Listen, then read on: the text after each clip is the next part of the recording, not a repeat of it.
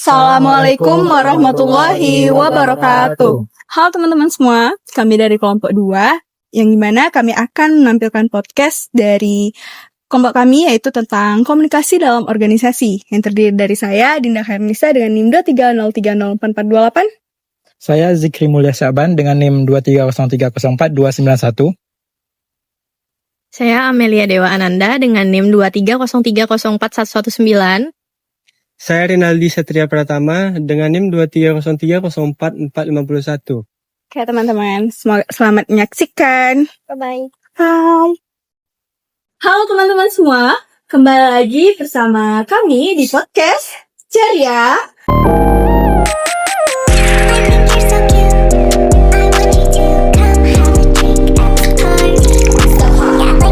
Nah, di kali ini saya ditemani oleh beberapa teman dan rekan saya, yang dimana hari ini kami akan membawakan tema tentang komunikasi dalam organisasi maupun konflik yang akan dibahas oleh teman saya, yaitu Halo, saya Amel. Halo, saya Rinaldi. Halo, saya Zikri. Nah, kakak di sini akan memberikan beberapa informasi ataupun pendapatnya tentang komunikasi dalam organisasi. Baiklah, untuk beberapa hal yang mungkin akan dibahas, Kak.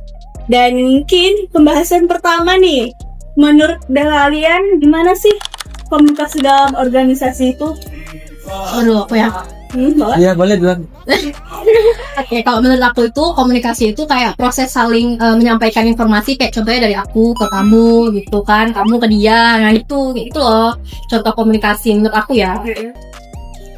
Tapi setiap yang namanya komunikasi itu pasti ada arah berlawanan, yaitu miskomunikasi. Yang dimana itu adalah salah satu pantangan juga dari terhadap rekan karyawan juga, rekan kerja, maupun miskomunikasi kita terhadap bos. Nah, yang dimana apabila kita ada miskomunikasi nih bersama rekan kerja, mungkin itu akan ada akibat fatalnya mungkin ke depannya untuk perusahaan kita maupun individu kita.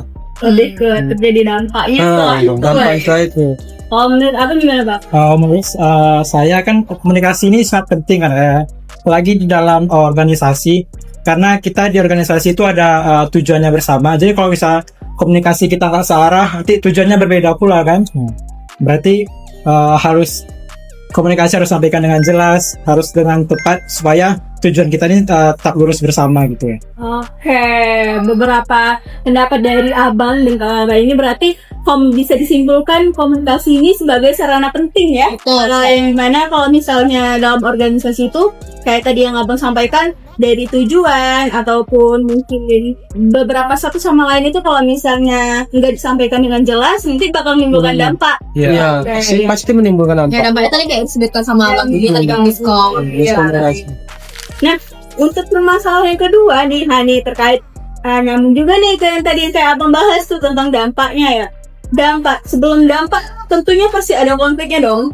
Nah, dari komunikasi dalam organisasi nih, kita nih tahu nih kayak abang-abang dan kawan semua ini kan udah bekerja ya, dan sekarang mungkin juga satu sama lain juga mungkin ada pernah merasakan kayak konflik dari yang terjadi sesama rekan kerja.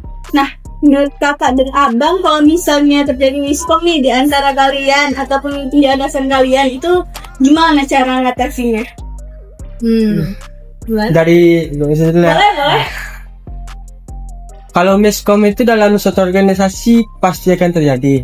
Nah, terjadinya miskom itu mungkin terutama kunci dari terjadinya miskom itu yaitu adanya perbedaan pendapat.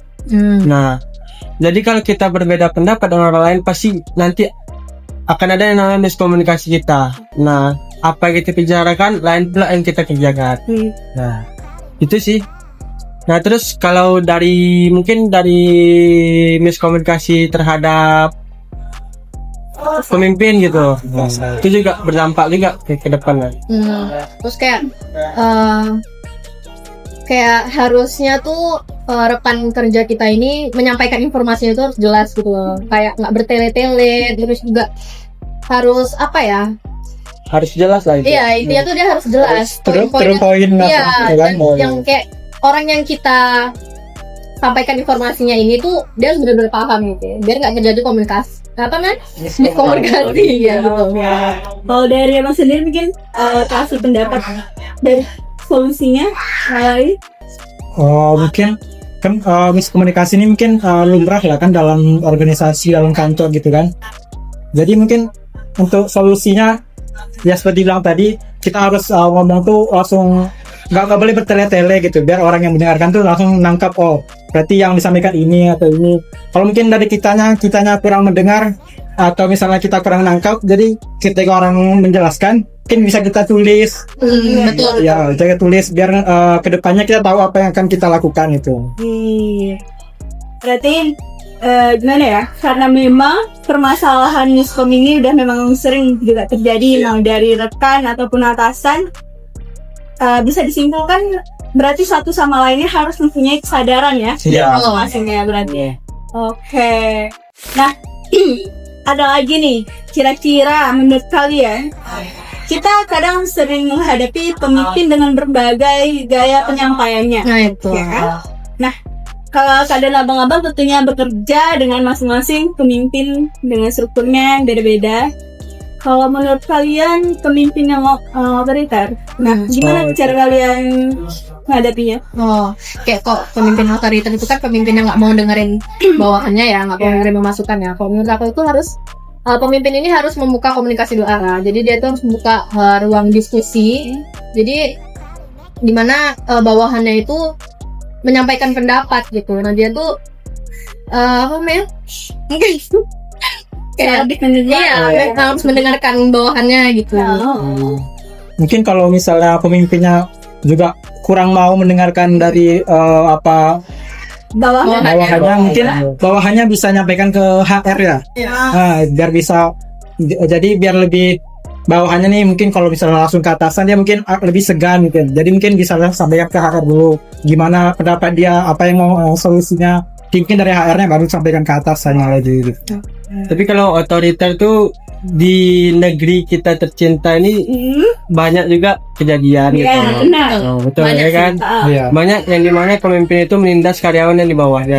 betul. Dengan tidak mendengarkan apa nasihat dari bawahannya tersebut gitu. Nah, dari situlah kita tahulah gimana.